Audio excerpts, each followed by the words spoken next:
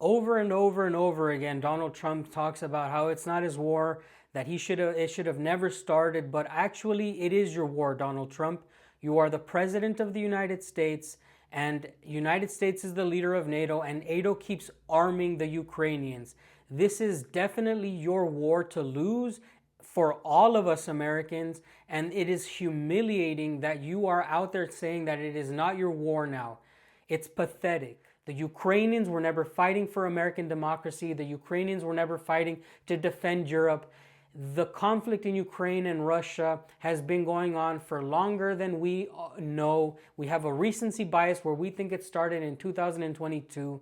We don't know the history. Those two countries know the history. It's time to end the conflict. It's time for you to talk like a man to the president of the Russian Federation and the ungrateful Green Goblin in Ukraine, and let them know that this is going to end because you're going to stop funding the war. The war in Ukraine is raging on, and it's very interesting because we had a president who was trying to end the war in 24 hours.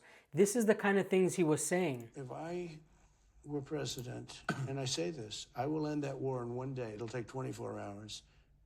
I know Zelensky well. I know Putin well. Days, months? 24 hours. How are you going to do that? I get Putin and I get Zelensky together. I know them both very well. Said very boldly, you could end this Ukrainian-Russia war in 24 hours. Yeah. How? So I know Zelensky very well because he was very honorable with the fake phone call, impeachment hoax number one. And I will have that war settled in one day, 24 hours. Try and get it. That is a war that's dying to be settled. I will get it settled before I even become president. If I win, when I'm president-elect, and what I'll do is I'll speak to one, I'll speak to the other. We are about 4 months into Donald Trump's presidency, and now he's changed his tone. Now he's talking about how this is not his war, this war should have never started. He's going back on his word, and he's acting very, very negatively towards Russia. And I am saying this because Russia is the winning side, right? When you have a winning side and a losing side, you usually want to deal with the winning side and get to an agreement, but he's being very nasty and he's almost acting like Boris Johnson, where he's actually egging on the Ukrainians to fight till the last Ukrainian. And I truly feel like this war is going to be lasting a whole nother year with this style of presidency from the United States. Hello and welcome to another video. My name is Dan Castle. If you haven't subscribed already, please do consider subscribing and hit the notification bell. In this video, we're going to be talking about the failed president, which is Donald Trump right now. He's failing miserably to make friends with Russia. I think that it's time for the United States to realize that Russia is not the Soviet Union, and it's time for Donald Trump to realize that he can't talk down on the Russian people, okay? He can't talk down on the Russian government. Russia has earned its place at the round table a long time ago, and I believe that if Donald Trump is going to continue to talk down to the Russian Federation, he's going to fail miserably as a president. Why? Because like you saw in this beginning of the videos, he promised to end this conflict and he's doing such a bad job. In this video, we're going to be going over what he's doing wrong and what he should be doing to end the war in Ukraine and to finally be friends at least or neutral with the Russian Federation. We've already lived through the presidency of Joe Biden. His politics against Russia made the world an unsafe place. It looks like we're going into Joe Biden 2.0 with Donald Trump.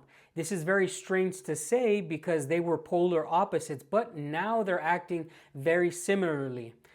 I have to mention that I did not vote for Donald Trump. I've been living in Russia since 2022. I haven't been able to vote for anyone.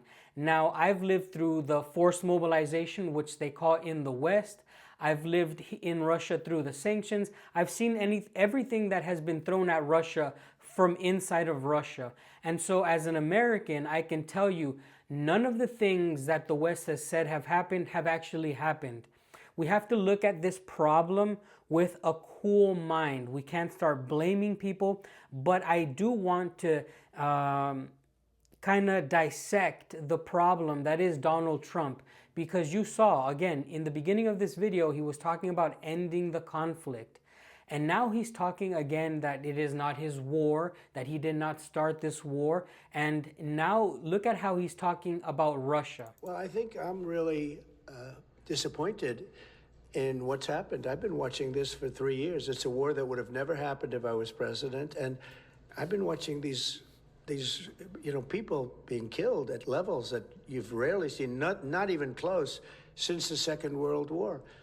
And I'm very disappointed. I hear that, they're upset about not having a seat. Well, they've had a seat for 3 years and a long time before that. This could have been settled very easily. Just a half-baked negotiator could have settled this years ago without the loss of much land, very little land, without the loss of any lives. And I think I have the power to end this war. And I think it's going very well. But today I heard, we weren't invited. Well, you've been there for 3 years. You should have ended it 3 years. You should have never started it. You could have made a deal. I could have made a deal for Ukraine that would have given them almost all of the land, everything, almost all of the land, and no people would have been killed and no city would have been demolished. We'll have to see what happens. This was not my war. This is not a war that would have happened if I were president. This is not my war. I'm just here to try and help. We've spent hundreds of billions of dollars on this war. Over and over and over again, Donald Trump talks about how it's not his war, that it should have never started, but actually it is your war, Donald Trump. You are the president of the United States, and United States is the leader of NATO, and NATO keeps arming the Ukrainians. This is definitely your war to lose for all of us Americans, and it is humiliating that you are out there saying that it is not your war now. It's pathetic. The Russian people will never stop trying to win this war. When I was in Afghanistan, my government didn't care if we lost the war. My government didn't care if we lost billions in weapons. My government didn't care even if I lived or died. And I'm telling you that because of the way we pulled out in 2021. It was humiliating. It was a complete waste of time. And the United States never cared to win. This is not the same ideology that you're going to find in Russia. So when Donald Trump is trying to talk down to the Russian people and tell them you need to make a ceasefire now, it's ridiculous. Please let me know what you think about the video so far. Please, if you want to have your own thoughts, leave them in the comment section. I read every comment. I want to know what you think about this style of video. Now, let's continue on with this video by showing you the crazy stuff that Donald Trump has been saying on the news. Provide us an update on Russia and Ukraine as well. Yeah, I'll give you an update. I'm not happy with what Putin's doing. He's killing a lot of people, and I don't know what the hell happened to Putin. I've known him a long time, always gotten along with him, but he's sending rockets into cities and killing people, and I don't like it at all, okay? We're in the middle of talking, and he's shooting rockets into Kiev and other cities. I don't like it at all. Mr. President, what do you want to do about And that? I'm surprised. I'm very surprised. We'll see what we're going to do. What am I going to tell you? You're the fake news, aren't you? You're totally fake. All right, any other questions? I don't like what Putin is doing, not even a little bit. He's killing people. And something happened to this guy, and I don't like it. That's all I have to say. Americans have a recency bias where they think that whatever is happening now is the worst thing in the world. I am not justifying the attacks on cities. Collateral damage is a thing in war, but I can guarantee you that as bloody as this conflict has been, there have been soldiers on soldiers casualties. Now look at the casualty count from Afghanistan and Iraq. This is absolutely incredible numbers. Almost 500,000 people perished in American wars. The numbers that we're going to see by the end of this conflict, I guarantee you, will be nowhere near the numbers that the United States caused in the Middle East. Again, I am not justifying what has happened, but it is ridiculous for a president to speak that way from the United States. I'm a proud American. I'm a proud American who knows his history, who fought for his country, who would never lie. I don't like when presidents from the United States point the finger at people knowing that they have three fingers pointing right back at them. The United States has caused havoc all over the world, but here is Russia fighting its war against Ukraine, and we are asking Russia to make a mandatory ceasefire.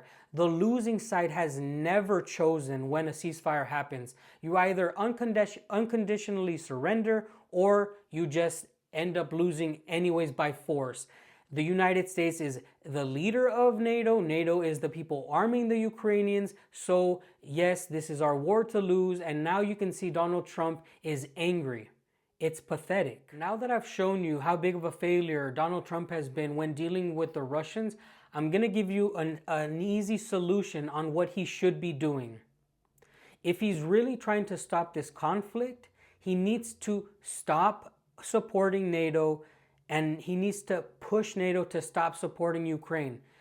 If they continue to support Ukraine, they're going to be losing more territory. We saw this when Boris Johnson went to tell the Ukrainians not to deal with the Russians. Now they lost 4 oblasts, 4 territories. If this conflict continues, it doesn't take a military genius to understand that the bigger military with the bigger population is going to win this conflict. And it's not only because of numbers. The Ukrainians are simply not adequate. Their military is not good enough to fight the Russians. We have seen a true force mobilization happening in Ukraine.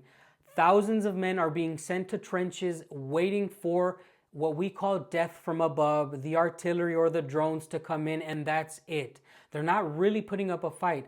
The Ukrainians have not been on a true offensive this entire war. The Kharkiv offensive was a tactical retreat, if you want to call it that, from the Russians. And the Kherson going to the other side of the Dnieper has been the better move because geographically you need that big river as a good border. Now, the Ukrainians have failed miserably on all their offensives. Russia has been only on the offensive the entire time. This says a lot. What are you trying to do? This is like that meme where somebody in The Simpsons is saying, Stop! He's already dead. This conflict has been over a long time ago. And if you support Ukraine, or if you believe in humanity, or if you truly want the bloodshed to end, Donald Trump, you need to stop hiding behind hate for Russia, because it's very easy to make the Russians the bad guy.